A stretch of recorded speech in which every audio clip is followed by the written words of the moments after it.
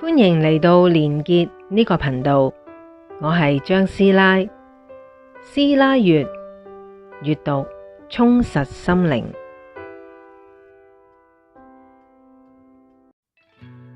去過嗰頭又返嚟嘅人講到當時嘅體驗，絕大部分都異口同聲話：穿過黑暗隧道，隧道盡頭有光，有人嚟迎接。穆迪博士喺死後的世界入面同樣記錄咗呢個瀕死體驗入面最經典嘅現象。體驗者描述自己快速咁穿越一條黑暗嘅隧道，又或者一個完全漆黑嘅空間，而隧道嘅盡頭會出現一道難以形容嘅光。呢道光幾乎所有體驗者都有提起，佢哋形容嗰道光係金色，或者係比太陽更明亮，但係就一啲都唔刺眼嘅光芒。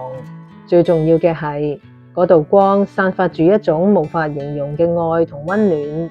有位體驗者話：當我進入嗰道光，我感受到一種愛，係遠遠超越我哋喺呢個世上可以體驗到嘅任何愛。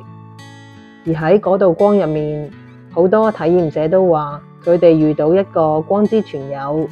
呢個傳友散發住強烈嘅愛同無條件嘅接納，令佢哋感受到一種無比嘅安全感。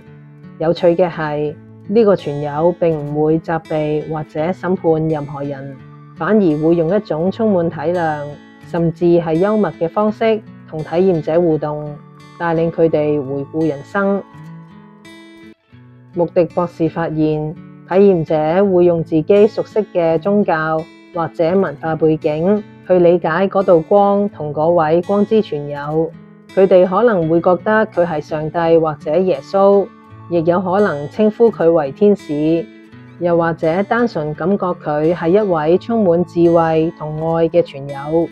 但係微妙嘅係，佢哋所描述嘅核心特質都完全一致，就係無條件嘅愛、完全嘅寬恕同給予靈魂深層嘅平安。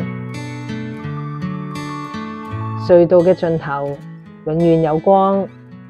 而嗰道光就係愛。